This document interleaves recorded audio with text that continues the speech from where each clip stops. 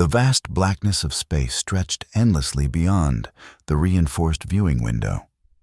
Ethan pressed his palm against the cold surface, his eyes fixed on a distant star that might have been Earth's sun. Though he couldn't be certain anymore. After 3 years of captivity in this alien research facility, the memories of home had begun to blur at the edges, like old photographs left too long in sunlight. Still hoping for rescue? The voice belonged to Maya, a former astronaut who had been among the first humans captured when the Arcasians arrived in Earth's orbit. She joined him at the window, her once athletic frame now gaunt from countless experiments. "Not rescue," Ethan replied, dropping his hand, "just remembering." The research facility, or prison, depending on who you asked, orbited a gas giant in a system Ethan couldn't pronounce.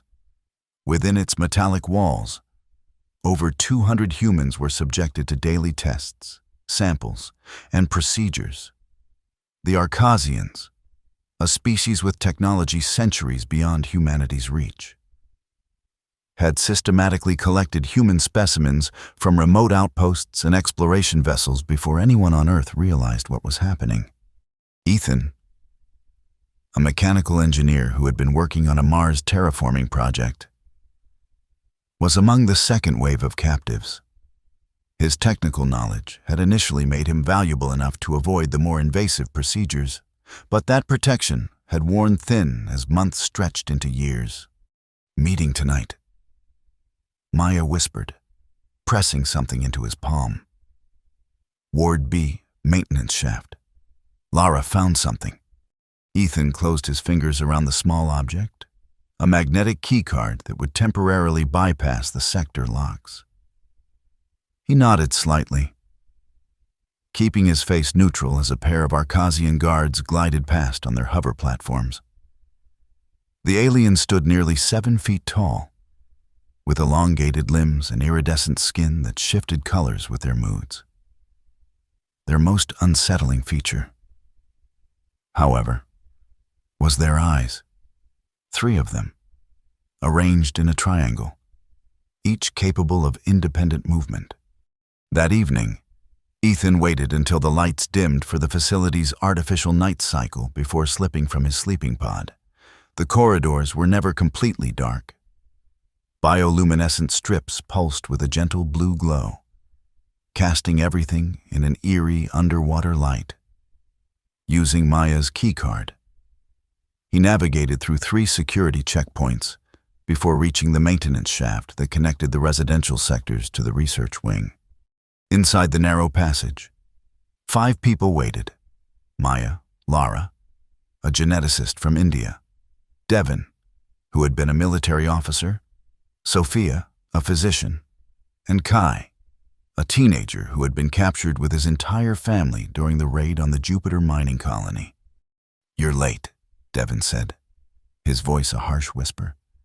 "Additional patrol in Sector 4, Ethan explained. Settling into the small circle, "What's this about?" Lara's dark eyes gleamed in the dim light. "I've been analyzing my blood samples. They don't know I can access the lab terminals when they think I'm sedated." She pulled out a small holographic projector, stolen or perhaps assembled from scavenged parts. "Look at this."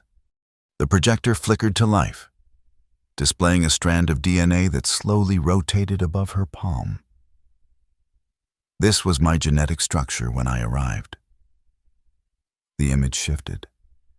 "And this is from yesterday." Even to Ethan's untrained eye, the differences were apparent. The second DNA strand contained unusual formations, extra sequences that twisted and branched in ways that seemed impossible. "They're not just studying us," Lara said, her voice barely audible. "They're changing us, deliberately introducing mutations." Sophia leaned forward, her medical training evident in the way she studied the projection. "These modifications, they're systematic, too precise to be side effects of their other experiments." But why? Kai asked, his adolescent voice cracking slightly. What are they trying to do to us? I think, Lara said slowly, they're trying to upgrade us, make us more resilient. The genetic sequences they're introducing, I've cross-referenced them with the Arcasian database. They're designed to enhance cellular regeneration, improve oxygen utilization, strengthen neural pathways. They're weaponizing us, Devin concluded grimly. Maya shook her head. No, it's more than that. The Arcasians are obsessed with evolution, with improvement. They believe their species has reached an evolutionary dead end. Their reproduction rates have been declining for centuries. I think they're using us as test subjects to find solutions for their own genetic stagnation. Ethan's mind raced. As a mechanical engineer, he had always approached problems with a practical mindset. If they're changing our DNA, are we seeing any effects? Any abilities we didn't have before? The group fell silent, exchanging uncertain glances. I've been having dreams. Kai finally said, except they're not really dreams. Sometimes I see things before they happen. Small things. Which guard will come to collect us? What color the meal supplements will be? I haven't been sleeping, Devin admitted. Not for weeks. But I'm not tired. And yesterday, I bent a metal food tray with my bare hands when I got angry. One by one, they shared their experiences. Maya could hold her breath for nearly 15 minutes. Sophia had discovered she could see in near total darkness. Lara had accidentally accessed a computer system without touching it, as if her thoughts had interfaced directly with the machine. And you? Maya asked, turning to Ethan. He hesitated. I've been feeling things from machines, like I can sense how they work, what they're doing, even when they're going to fail. He swallowed hard. 2 days ago, I think I made a door open just by wanting it to. Lara's expression grew intense. Their experiments are succeeding, but not in the way they intended. They're introducing Arcasian genetic material into our DNA, hoping to see how human physiology adapts to their genetic sequences. But instead of just adapting, we're developing abilities they don't have. We could use this, Devin said, the military strategist in him immediately recognizing an advantage. If these changes continue, if we get stronger, we could fight back. With what? Maya challenged. Even with these changes, we're still trapped, still outnumbered, still outgunned.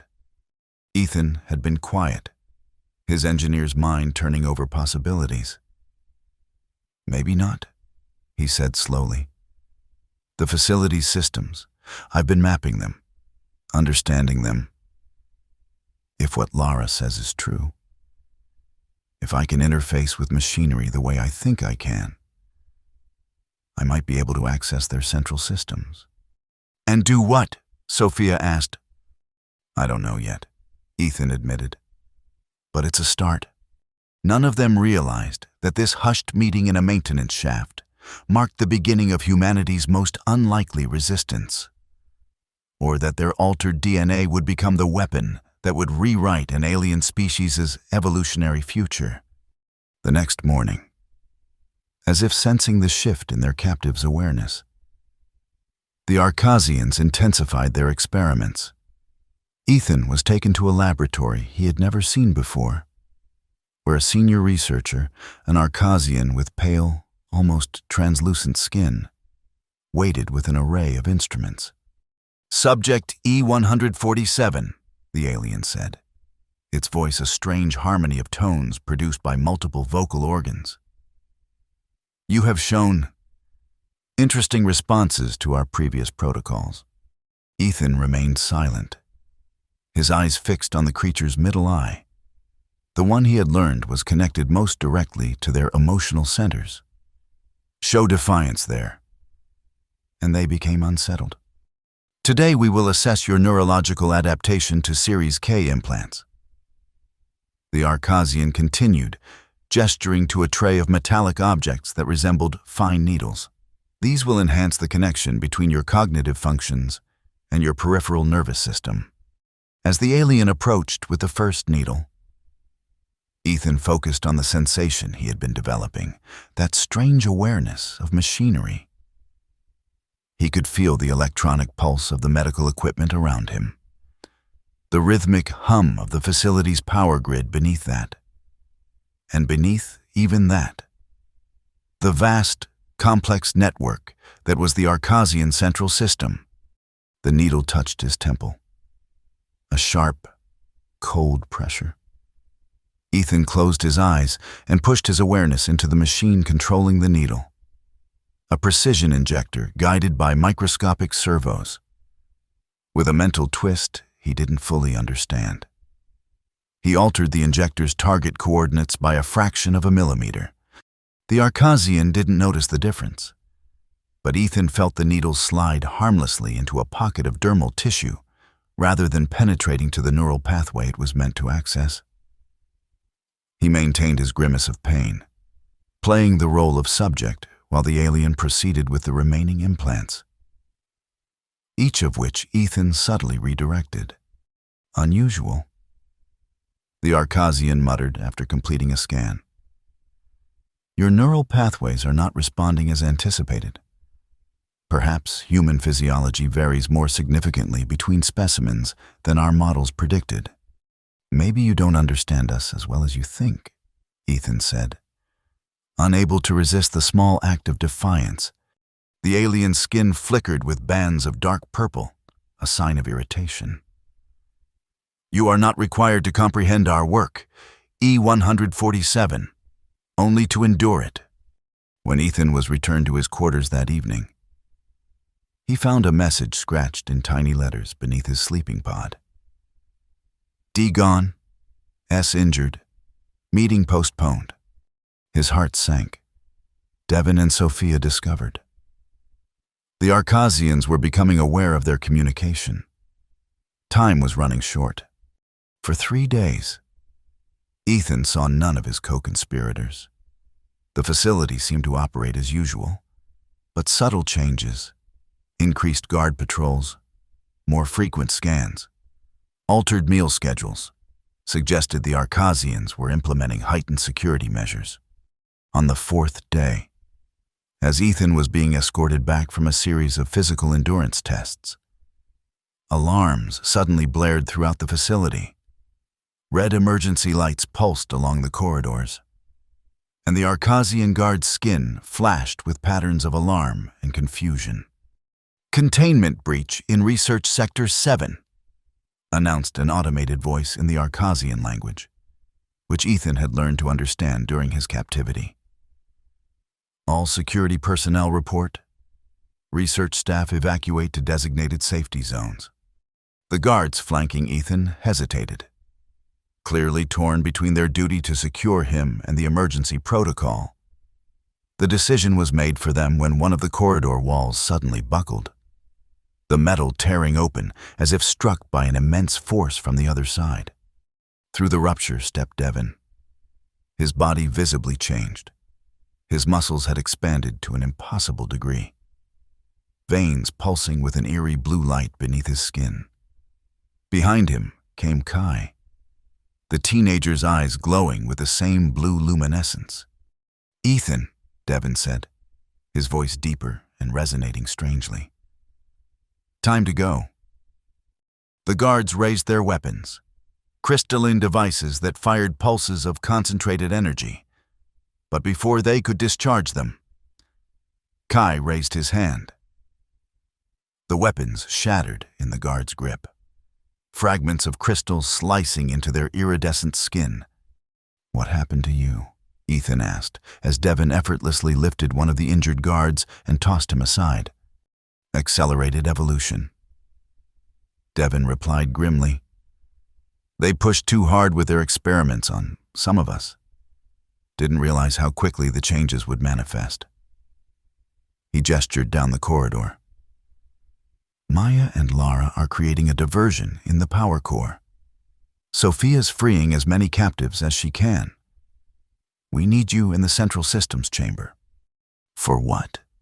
Devon's altered face formed a smile that contained no humor. To make them pay. As they moved through the facility, Ethan witnessed the full scale of the uprising. Humans with various manifestations of genetic alteration were fighting back against their captors. Some displayed superhuman strength or speed. Others manipulated energy fields or communicated telepathically. The Arcasians, for all their technological superiority, seemed unprepared for the explosive development of these abilities. The changes affect everyone differently. Kai explained as they ran, easily keeping pace despite his youth. Depends on which genetic sequences they were experimenting with, which tests they prioritized on different subjects. Some of us got lucky. Our abilities developed fast and strong. Others. He didn't need to finish. As they passed a residential sector, Ethan saw humans whose mutations had gone horribly wrong, bodies twisted into impossible shapes, skin calcified into armor-like plates, limbs fused or multiplied. We can't help them now, Devon said, noticing Ethan's horror. But we can make sure this never happens to anyone else. The central systems chamber was the heart of the facility's computational network. A vast spherical room lined with crystalline processors that pulsed with light as they processed unfathomable amounts of data. Lara was already there, her hands hovering over a control interface, her eyes closed in concentration. She's keeping the security protocols occupied. Maya explained, emerging from behind a cluster of processors. Her body had changed too. Her skin had taken on a faint bluish tinge, and her movements were unnaturally fluid. But she can't hold them off forever. We need your connection to machines. Ethan, what exactly are we trying to do?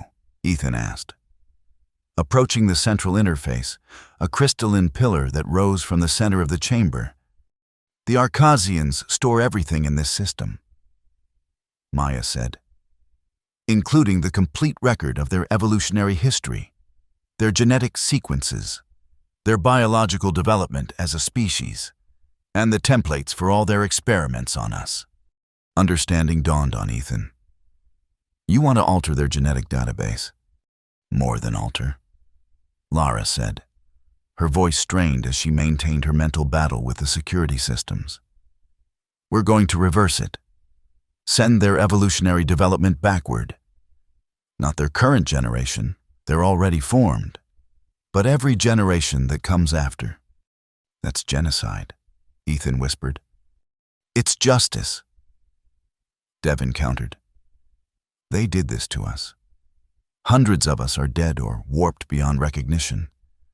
Thousands more are probably being collected from Earth even now. They won't stop experimenting on us unless we stop them permanently.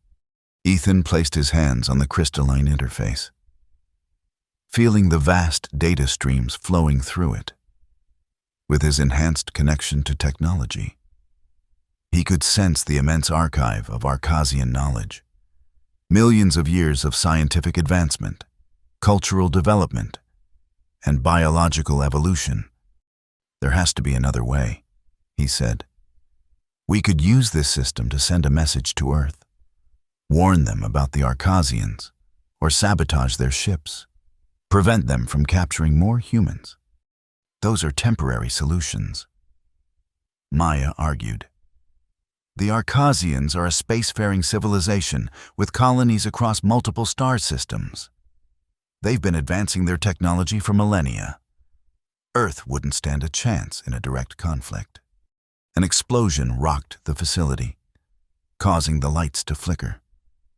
Through the chamber's entrance, Ethan could see Arcasian security forces converging. held back only by a group of genetically enhanced humans led by Sophia, whose hands now emitted pulses of energy that disabled any technology they touched. "We're out of time."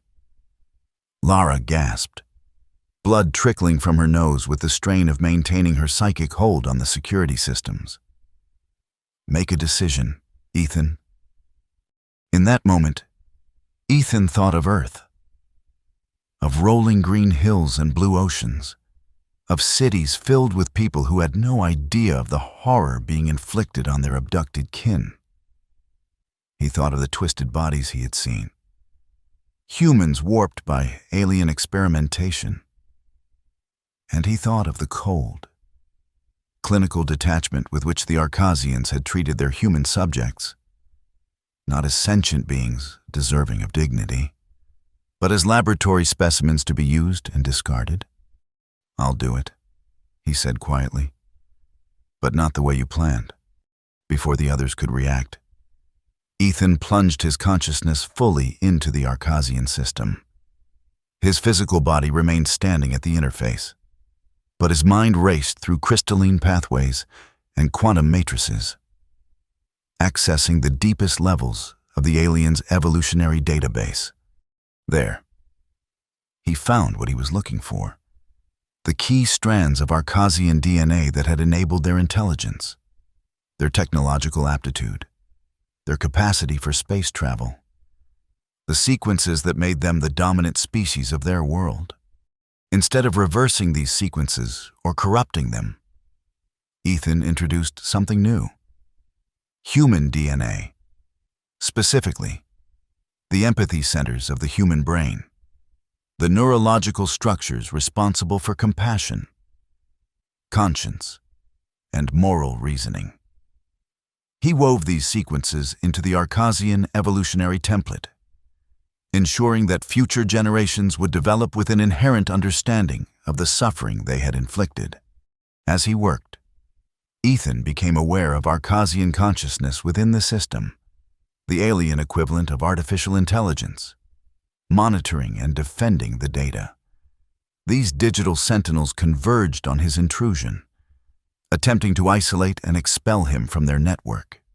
Ethan fought back with abilities he hadn't known he possessed, his mind splitting into multiple threads of attention, each engaging a different aspect of the Arcasian defense systems. The strain was immense, like trying to hold back an ocean with his bare hands. Blood began to stream from his nose and ears as his physical body responded to the mental battle. "He's killing himself." Sophia's voice seemed to come from a great distance. "We need to pull him out." "No," Maya countered. "Look at the data streams. He's doing something. Give him time." With a final surge of effort, Ethan completed his alterations and embedded them deep within the Arcasian genetic archive, protected by encryption protocols he created using a hybrid of human intuition and Arcasian logic, a combination the aliens would never anticipate.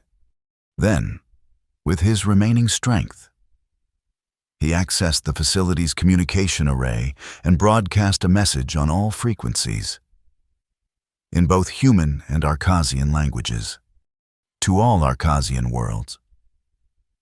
"Your experiments on human subjects have triggered an irreversible change in your species' future. The next generation of Arcasians will be born with the capacity to feel what you have inflicted upon us. They will understand our pain. They will know your crimes. This is not revenge. It is education. Learn from it, or your civilization will collapse under the weight of its own conscience." Ethan withdrew from the system just as the chamber doors burst open and Arcasian security forces flooded in. His body, barely responsive after the mental ordeal, collapsed into Maya's arms. "What did you do?" she asked urgently. Ethan's vision was darkening at the edges, but he managed a weak smile. "I gave them the one thing they never gave us: empathy." The battle that followed was chaotic and brutal. The enhanced humans fought with desperate ferocity, their newly developed abilities clashing against Arcasian technology. Many died on both sides. But enough of the human captives managed to reach the shuttle bay and commandeer several transport vessels. Ethan, drifting in and out of consciousness, was carried aboard the lead shuttle by Devon and Kai. As the stolen vessel broke free from the facility and accelerated away from the gas giant, he heard Maya's voice through a haze of pain. Course set for Earth. Estimated travel time with Arcasian engines, 14 months. Will he survive that long? Sophia asked, her physician's training evident in her clinical assessment of Ethan's condition. He has to, Lara replied firmly. He's the only one who knows exactly what changes he made to their evolutionary path. The journey back to Earth was arduous. The escaped humans, numbering just over 70, had to learn to operate alien technology, manage limited resources, and cope with the continuing mutations of their altered DNA. Some developed abilities that helped their survival, enhanced healing, reduced need for oxygen or food, intuitive understanding of the ship's systems. Others suffered as their bodies continued to change in unpredictable ways, requiring Sophia's increasingly unconventional medical interventions. Ethan recovered slowly. The mental strain of his deep interface with the Arcasian system had caused something akin to a stroke, leaving him with partial paralysis on his right side and occasional seizures. But his mind remained sharp. And as the months passed, he began to exhibit a new ability. He could see possible futures branching out before them like countless threads of light. It's not perfect, he explained to Maya as they stood in the shuttle's observation dome, watching the stars streak by. More like probabilities, the most likely outcomes based on current conditions. And what do you see for Earth? She asked. For us? Ethan's gaze turned distant. Multiple possibilities. In some, we arrived to find Earth under Arcasian control. In others, Earth has repelled them somehow. And in a few, the Arcasians have already changed, already begun to comprehend what they've done. Which is most likely? I don't know yet. There are too many variables. He turned to face her. But I do know this.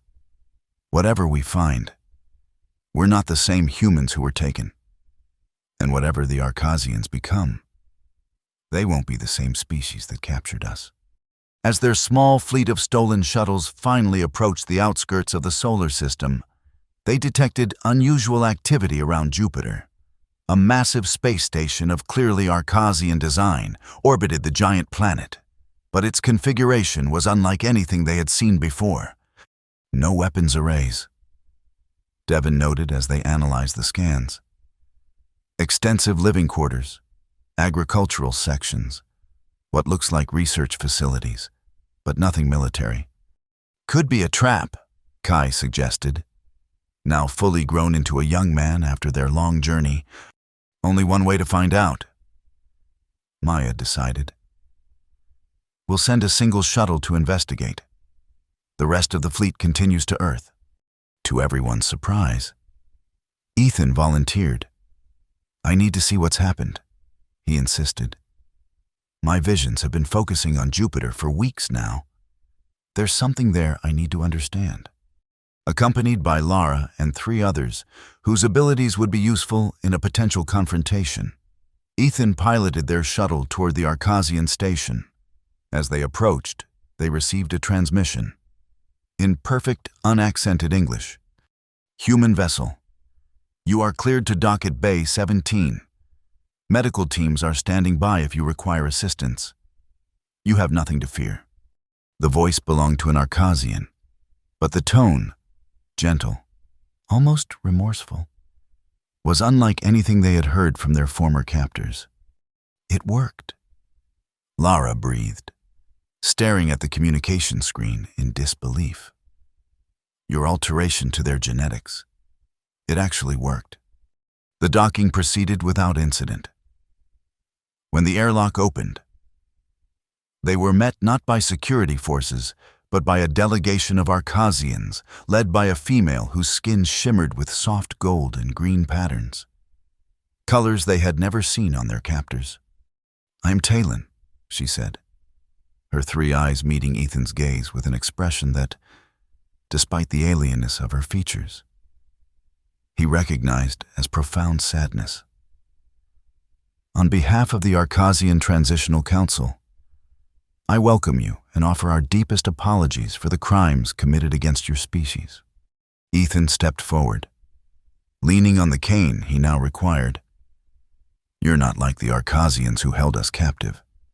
"No," Talon agreed. "We are the first generation born after what we now call the empathic awakening. The changes you introduced to our genetic code began to manifest in Arcasian offspring approximately 10 Earth years ago." 10 years? Lara frowned. "But our journey took only 14 months. You encountered a temporal distortion in the Kuiper belt," Talon explained. "A phenomenon our scientists have only recently begun to understand. For you, 14 months passed. For Earth, and for us, it has been almost 12 years since your escape." The revelation stunned them into silence. 12 years. Earth had been dealing with the Arcasian presence for over a decade while they traveled through space, thinking they were bringing first warning of the alien threat. "What happened to Earth?" Ethan finally asked. "Did your people continue the abductions, the experiments?" Talon's skin darkened with bands of deep blue, a color Ethan had never seen on an Arcasian before. He would later learn it was the color of shame. "Yes," she said simply. "For several years, the old regime continued its program, but as the first empathically enhanced Arcasians reached maturity, a profound cultural shift began. We could feel the suffering we were causing. We could no longer justify it with clinical detachment or scientific necessity." Her voice faltered. "There was a civil war among our kind, the awakened against the old minds. It ended 3 years ago." "And Earth?" Ethan pressed. "Protected now. We established a defense perimeter around your solar system to prevent any further interference from other species. We've begun returning the humans who survived the experiments. And we've shared some of our medical technology to help treat those who were changed." Ethan closed his eyes, sorting through the threads of probability he could perceive, seeking the truth in Talon's words. What he found satisfied him. "Take us to Earth," he said. "I need to see it for myself."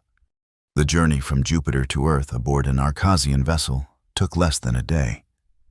As they approached the blue planet, Ethan was struck by how unchanged it appeared from orbit. The same swirling clouds, the same vast oceans, the same patchwork of continents that had haunted his dreams during captivity. But as they descended toward North America, differences became apparent.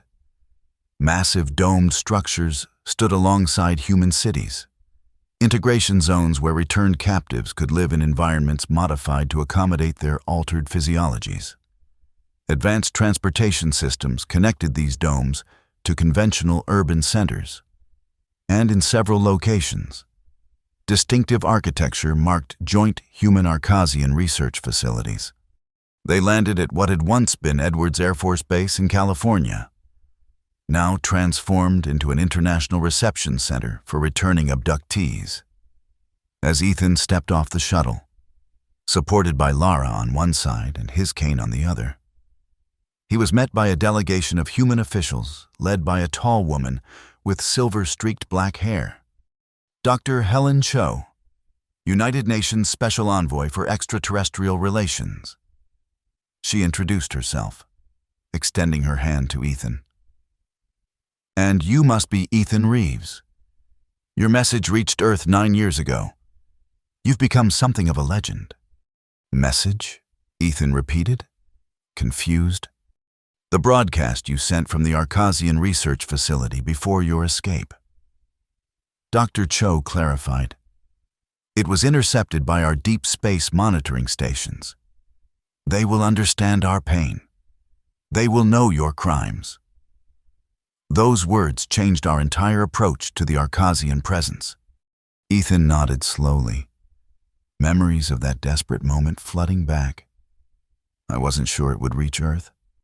It did more than reach us, Dr. Cho said, gesturing for them to follow her into a large conference facility.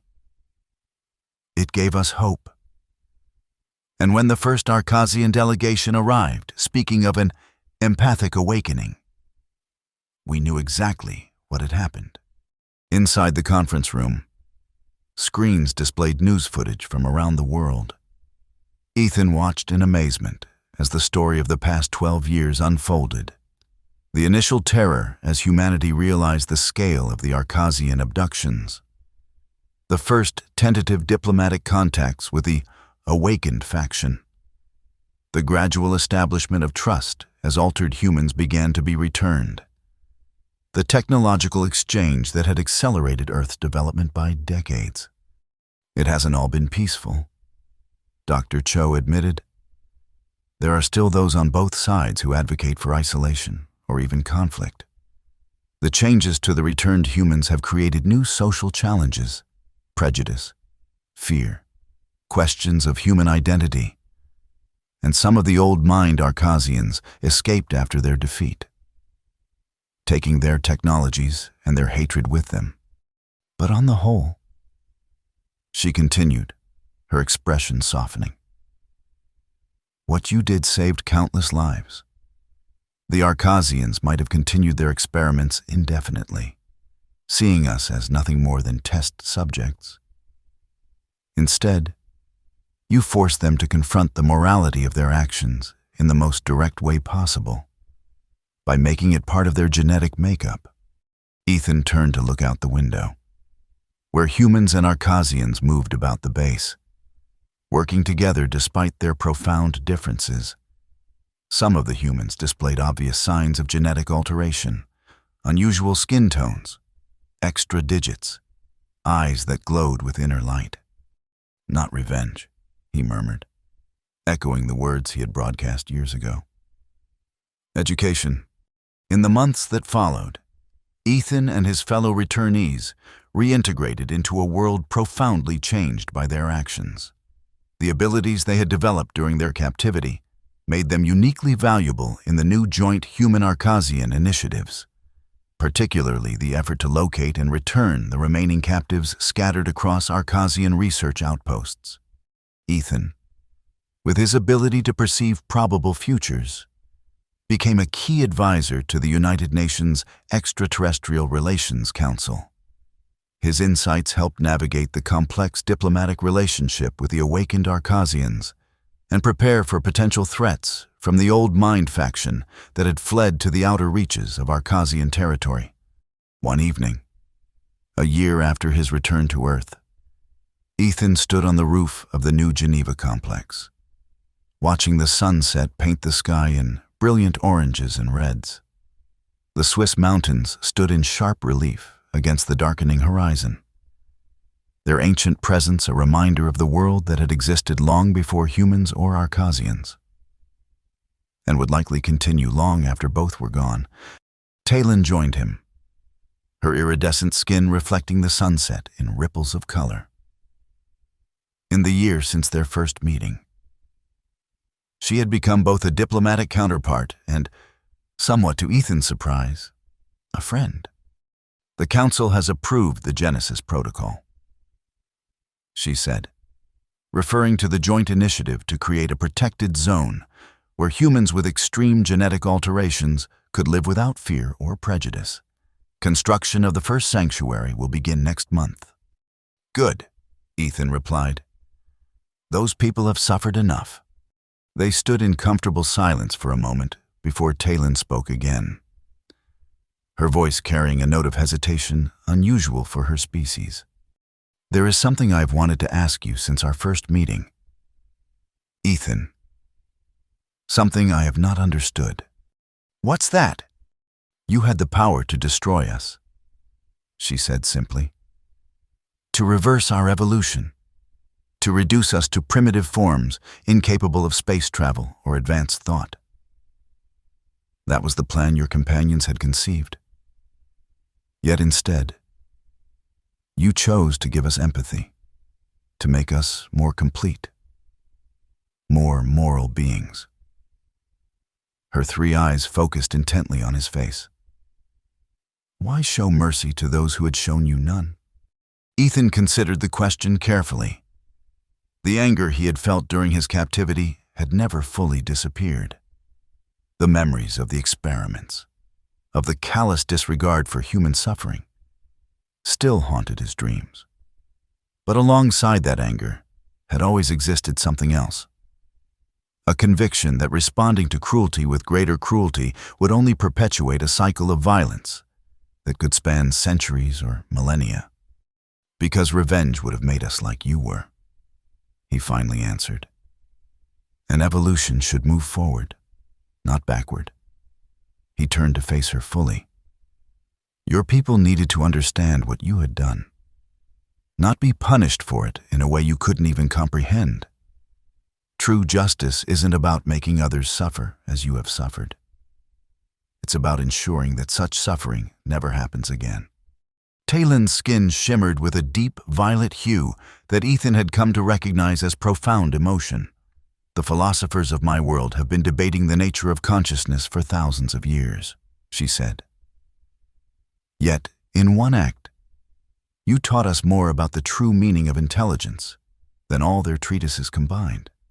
As the last light of day faded from the sky, revealing the first bright stars of evening, Ethan thought about the strange, twisted path that had led him from captivity to this moment. The human captives had gone into the darkness of space as victims and returned as something both more and less than human. Physically transformed, psychologically scarred, but carrying within them the seeds of a new relationship between species.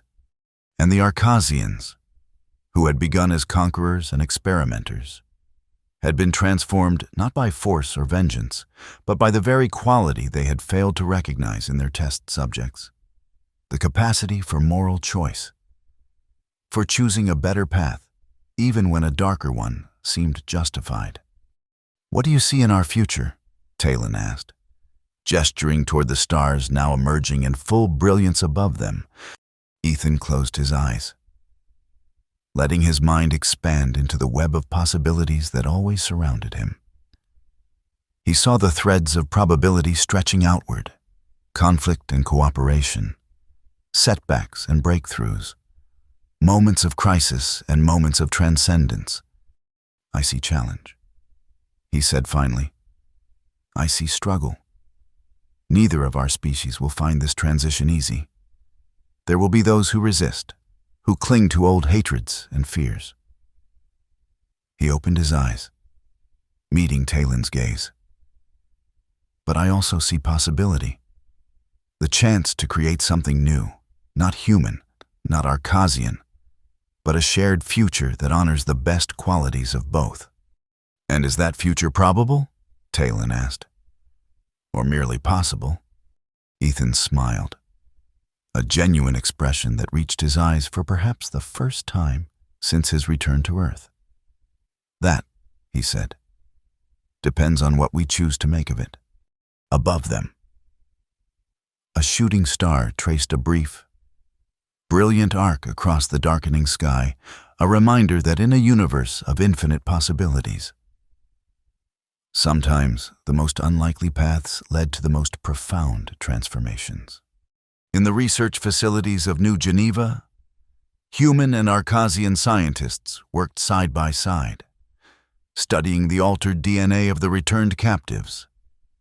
In orbiting hospitals, medical teams developed treatments for those whose mutations had caused suffering rather than enhancement. And in classrooms across Earth, children of both species learned a history that began in cruelty but continued in understanding. A testament to the possibility that even the darkest actions could lead Eventually, to light, not revenge, but education, not retribution, but evolution. A future written not in the language of conquest, but in the shared alphabet of compassion that all sentient beings, regardless of their origin, could ultimately learn to speak.